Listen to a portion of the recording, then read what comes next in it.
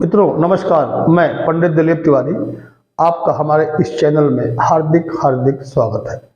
मित्रों, विश्व में हो रही घटनाओं, राजनीतिक हो या जियोपॉलिटिक्स हो, कुछ भी हो, इसके संबंध में मैं अक्सर भविष्यवाणी करता रहता हूं, जो कि ठीक ठाक भी होती है। अभी इसके पहले मैंने चुनाव में जो विधानसभा के चुनाव हुए थे, उसमें मैंने जो भविष्यवाणी की थी, उसमें भविष्यवाणी काफी हद तक सही रही, लेकिन कुछ भविष्यवाणियों में हमसे गलती तो नहीं कह सकते हो, क्योंकि कुछ ऐसा हुआ कि ऐसे मुख्यमंत्री बनाए गए जिनका कि नाम कहीं चर्चा में भी नहीं था, इसलिए हमने उनकी कुंडली नहीं पा सके। और मैंने जो उनके प्रतिद्वंदी थे उनकी कुंडली से और जो नेता थे उनकी तुलना करने में ये मिस्टेक हो गई। तो ये होता रहता है। मैंने कहा कि मैं अपनी गलती आपको बता दूं। अभी कुछ दिन पहले लोगों ने सवाल पूछा कि सोनिया गांधी और राहुल गांधी का क्या होगा।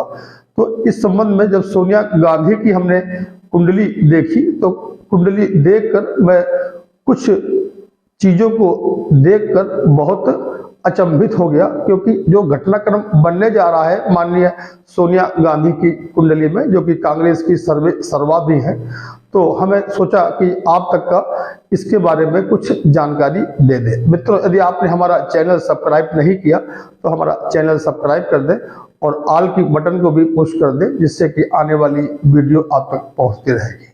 हम चर्चा कर रहे हैं सोनिया गांधी की कुंडली में। सोनिया गांधी का जो जन्म है सबको पता है, इटली में हुआ है। उनकी कुंडली भी पूरी देखी, विस्तृत से जानकारी देने की कोई आवश्यकता नहीं है, सब लोग उनके बारे में जानते ही हैं।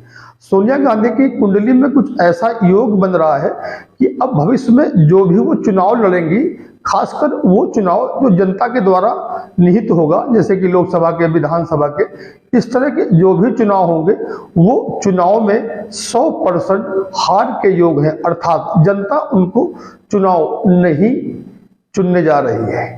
तो अब क्या होगा, लोगों के मन में ये सवाल आया कि जब चुनाव हार जाएंगी तो एक तरह से हम कहते हैं कि फजीहत कह लें या कोई भी नाम दे दें, तो ऐसा हुआ। लेकिन उनकी जन्म पत्रिका में इस तरह के योग भी बन रहे हैं कि वो किसी पद पर भी बनी रहेंगी। तो ये सोचकर मैं काफी अचंभित हुआ कि देखा जाए कि ऐसा क्या है।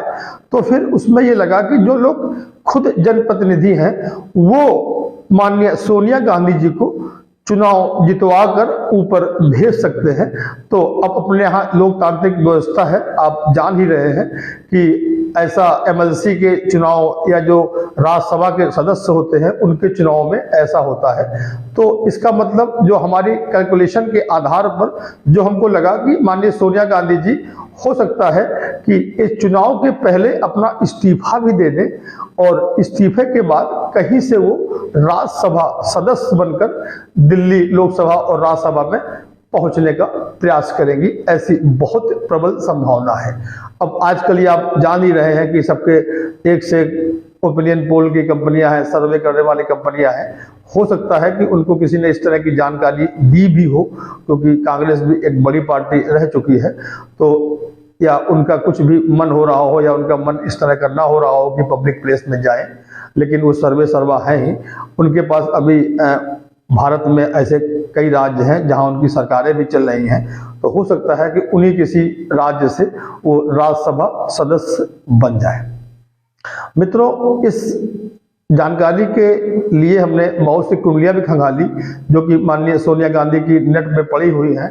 उसके सब में जो भी निर्णय समझ में आया तो हमको यही निर्णय समझ में आया। अब 3 राज्यों में तो आपने हालत देख ही ली कि कांग्रेस की किस तरह की हालत हुई है, और इसी के संबंध में भविष्य में 2024 में लोकसभा के चुनाव में कौन सी पार्टी सरकार बनाने जा रही है या कितनी सीटें मिलेंगी, इस पर हमारी टीम कुछ अध्ययन कर रही है। बहुत जल्द उस संबंध में भी हम आपको एक वीडियो देने का प्रयास करेंगे। तो आपको मेरी भविष्यवाणी कैसी लगी, और भविष्य में बहुत ज़्यादा चुनाव अप्रैल तक हो जाएंगे, अप्रैल मई में लगभग संभावनाएं हैं। तो आप ये मान लें कि हो सकता है कि फरवरी के माह में माननीय सोनिया गांधी जी इस तरह का निर्णय अमल में ले आए। मित्रों नमस्कार, आप हमारे चैनल के मार्फत से जो आपको लगता हो कि भविष्य में क्या होने वाला है, किस तरह के हमसे आप सवाल भी पूछ सकते हैं। और हमको व्हाट्सएप कॉल मत करिए, व्हाट्सएप पे केवल मैसेज डालिए और फोन भी न करिए, हम आपके मैसेज को देखकर आपको जवाब देने का प्रयास करेंगे। नमस्कार।